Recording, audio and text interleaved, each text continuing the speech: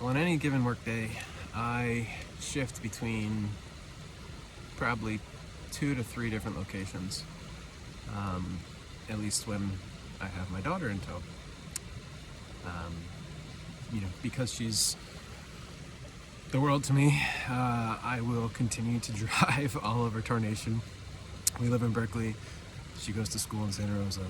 On a good day, that's about a 50 to 55 minute drive. On work days, when there's traffic, it takes about an hour and a half. So it's dedication. It requires a lot of energy and, a lot of patience and capacity, which, typically speaking, I have plenty of. But throughout that shuffle, basically I have to cram a lot of my work into, efficient chunks throughout the day. And I have to plan out my day because, I have to kind of pay homage to all of my, all the people that are in charge of me, and that's my work, and that's my daughter. So, my work days are generally pretty high stress. It's never an all-out bang like restaurants where you need 8 shots of espresso to get through a 3 Michelin star service. Where you look around the room and say there are 50 diners there and all those people are your boss for that night. Nowadays I have 2 bosses. I have my job and I have my daughter. My daughter comes first. My job is 1B, and I like what I do for the most part. I like being around wine and around people. Working remotely, I don't get to do a lot of those things, and the stress is compounded by the fact that on any given day, I don't get to do what I'm actually good at, and that's creating an experience for people in person. Getting to introduce them and talk to wine and get to talk to them about wine in the way that I think about it, which is, storytelling, which is letting them know why this wine is special, why it fits into, their lives, why it fits into the moment, and why we love it, why I love it, and why, just like, as I always say, relating it to music, how you find a new song or new album and you're dying to share that with somebody, and I want to connect with people about wine the same way I do, I used to or still do about music or about books or anything that you're passionate about, art. Bring them to an art show and show them your new favorite artist. Put it on your wall. You collect a certain art or a certain style of art. Show them that. That's very much what wine is. It's, it's finite, and it's someone's own take on a grape or on a vineyard, etc., etc., etc. It's something that's very near and dear to a lot of the producers that I or we represent. Handmade stuff. That's what I've always wanted to represent. So without getting to do that face to face with people like I used to, my life is different now. With a daughter, I can't work 70 hours a week in a restaurant, come home at 1 o'clock or 2 o'clock in the morning, especially as a single dad. So life is different. Work is different. And work is stressful. And it's a different kind of stress, like I said, because the immediate gratification of restaurants is gone. I may never talk to these people again, the people that I talk to on the phone or over email. I may never see their faces once. And that's a different kind of thing. And something you'd think almost 3 years into this gig with the company I work for that I'd be used to that. And I'm working on it. I'm not used to it yet. So here I am. It's Thursday. I have another 2 hours before I have to pick up my daughter. And I'm walking from, spot 1 to spot 2. Spot 1 being Starbucks. Spot 2 being kind of a communal space where I can work, but in a much quieter and more focused atmosphere. So I got the bulk of my work done. I'm on the way to do the creative side of my work, where I will need a little bit more quiet. And I'm walking, and I hear this noise. And it's a noise that hit me, not in my ears, but it hit me like here, just below my heart, just above my stomach. And it all of a sudden planted me back where I was a little kid again, or I'm a teenager, or I'm a preteen, and I hear this noise and I'm drifted towards it, and I come down a little hill, and we've got this beautiful stream. And a lot of you might say, well, Garrett, it's a stream. It's water flowing down, going from one place to another. And it's a stream in Santa Rosa. It's nothing that's special, right? Santa Rosa is kind of a, it's the flyover state of,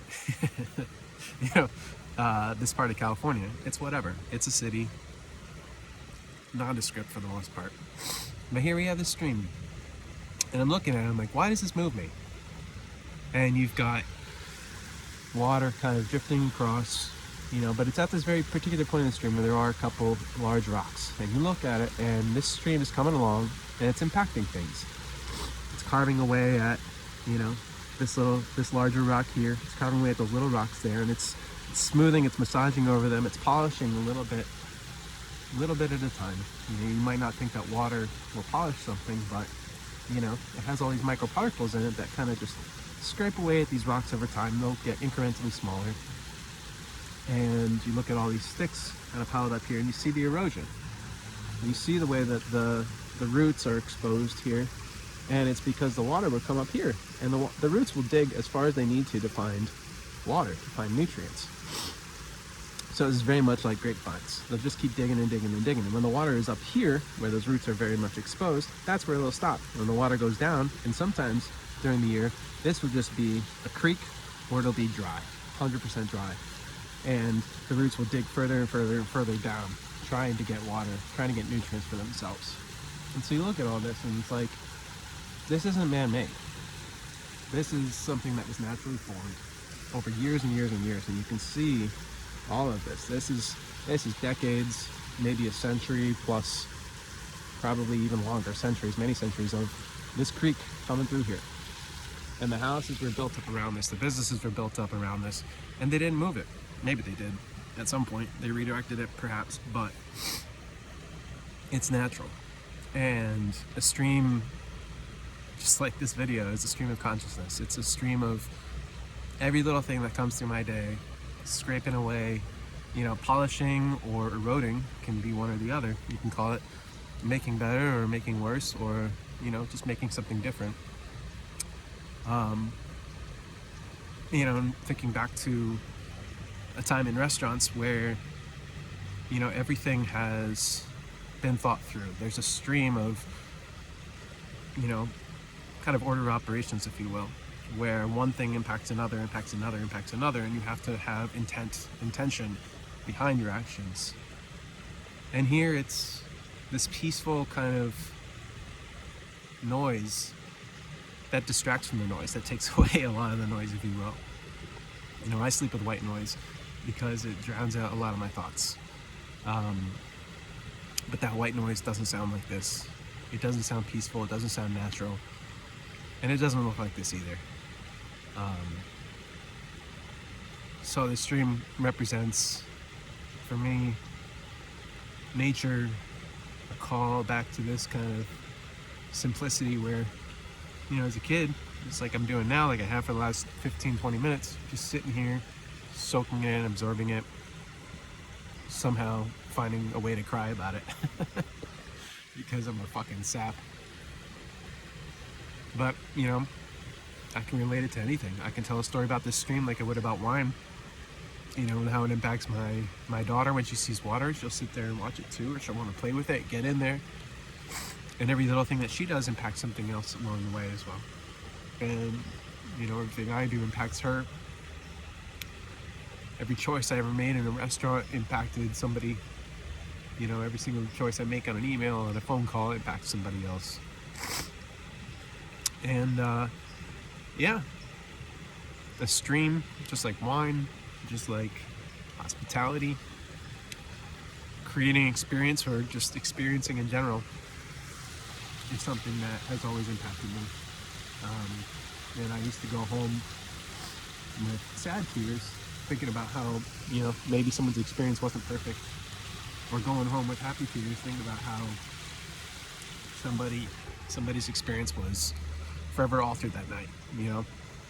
I think in 2016 at Sushi Nakazawa, I had a friend, someone who I developed a friendship with, a guest, who he would come in and he would drink amazing sake every time. He was a guy that seemed to have all the money in the world, but he didn't really like to spend it on things. He liked to spend it on experiences. So he and I bonded quickly over that. He would go over and learn to make pasta with Massimo, whatever that guy's name is, at some fancy place in Tuscany. He'd spend a month over there taking pasta classes with famous 3 Michelin star chefs. But he would come to Nakazawa and bring his friends, bring his his people that he closed deals with or something like that, and being saying, you need to experience this. Put your experience in Garrett's hands, and he'll guide you the right way, which always meant the world to me.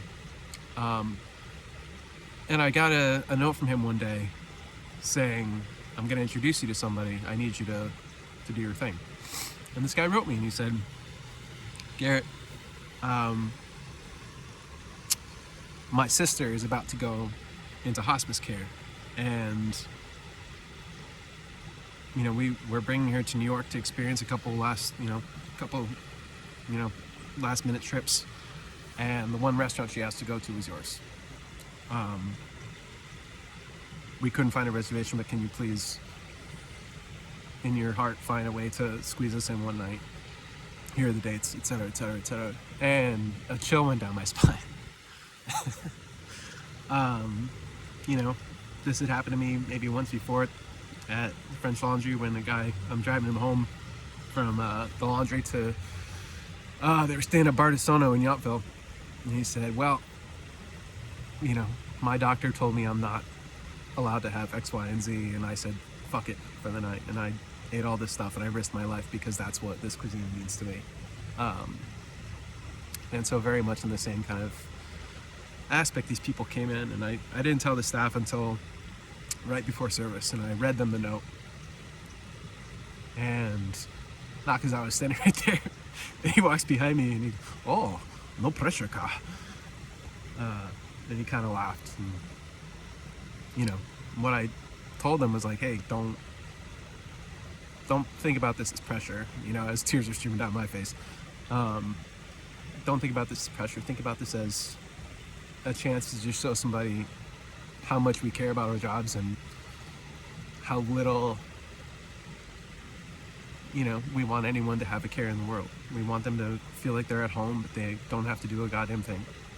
We just want to put their nerves, put their feelings, put their fright or anxiety or whatever at ease for that period of time that they're with us. And you always want to leave a good taste, figuratively and in reality, for people when they walk out the door.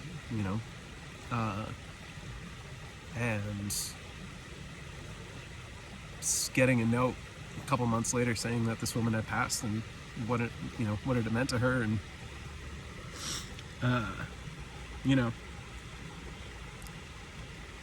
seeing the look in their eyes that night, the guys whose sister it was, looking at me and just having that look where he's like, thank you, they were nervous, and seeing the look of extreme pleasure and just gratitude and relief in a way. And that was,